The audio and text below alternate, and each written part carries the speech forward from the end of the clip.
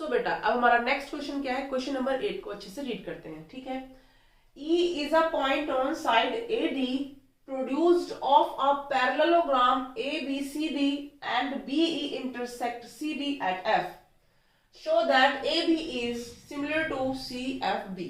ठीक है, क्वेश्चन में क्या दिया हुआ है, एक पैरेललोग्राम दिया हुआ है, ठीक है। अब हम जानते हैं पैरेललोग्राम की शक्ल कैसी होती है, ऐसी होती है, ऐसी तो बिल्कुल नहीं होती है, ठीक है। ठीक है, लाइक दिस, ये हमारा कोई पैरेललोग्राम है जिसका नाम है बेटा A B C and D, ठीक है। अब क्या कह रहा है इसमें कि एक पॉइंट E है, वो कहां पर है, साइड AD प्रोड्यूस्ड, ठीक है। AD को हमने आगे थोड़ा सा बढ़ा दिया, ठीक है, ये पैरेलल लाइन है, यहां पे मान लो कोई पॉइंट E है, ठीक है, E पॉइंट दिया हुआ है और BE intersect CD at F, यानी कि एक लाइन और है जो BE है, ठीक है। अब हम इस BE को मिला देते हैं यहां पर, यहां पे जो ये कट कर रही है ये पॉइंट क्या है बेटा, हमारा F है। तो अब हमें बताना है ABE एंड CFB को क्या दिखाना है, सिमिलर दिखाना है। देख लेते हैं कहां पर हमारे ट्राइंगल। तो देखो ये बन रहा मेरा बड़ा वाला,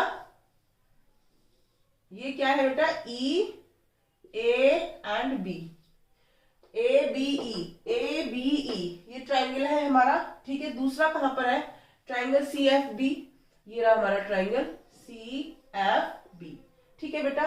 तो इस ट्राइंगल को और इस ट्राइंगल को यहां पे अगर मैं शो करना चाहूं तो मैं इसको ऐसे करके शो कर सकती हूँ। ये वाला जो ट्राइंगल है इसको और इसको हमें क्या करना है, सिमिलर प्रूव करना है, ठीक है। तो देखो क्या करते हैं, बहुत ही इजी पीजी से क्वेश्चन है बेटा ये, ठीक है। तो triangle ABE and triangle CFB, इन्हीं दोनों में देखना है हमें, ठीक है। अगर आप यहाँ पर ध्यान से देखेंगे तो जो एंगल A है और यहाँ पर जो एंगल C है, ये दोनों कैसे एंगल होंगे बेटा, इक्वल होंगे। क्यों होंगे ये इक्वल, क्योंकि ये पैरेललोग्राम के ऑपोजिट एंगल्स हैं, ठीक है।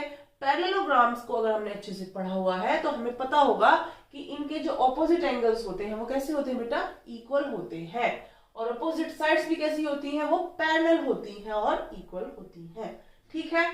चलो फिर हम लिख लेते हैं angle DAB will equal to angle BCF, लिख लो चाहे D लिख लो, ठीक है। मैंने लिख दिया BCF, कैसे, opposite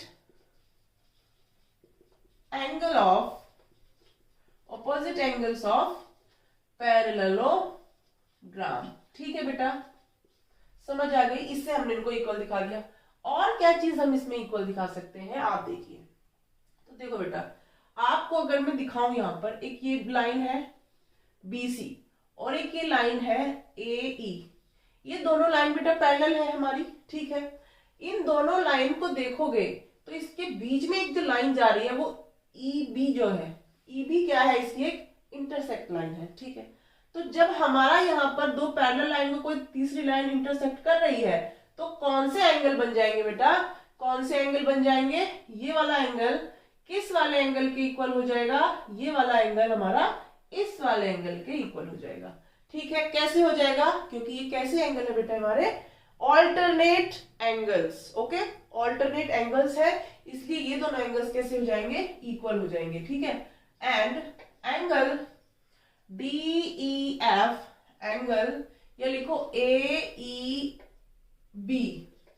will equal to angle FBC, कैसे है ये, ऑल्टरनेट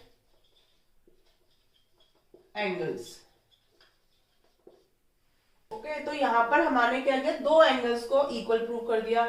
हमारे दो एंगल्स अगर इक्वल हो गए हैं तो हम लोग कौन सा क्राइटेरिया लगा देते हैं बेटा, बाय एंगल सिमिलरिटी क्राइटेरिया, ठीक है बेटा।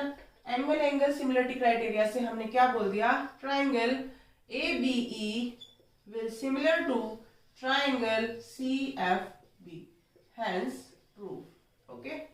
सो आई होप ये क्वेश्चन तो बहुत इजी क्वेश्चन है, समझ आ गया होगा। अब हम करेंगे अपना नेक्स्ट क्वेश्चन, क्वेश्चन नंबर 9।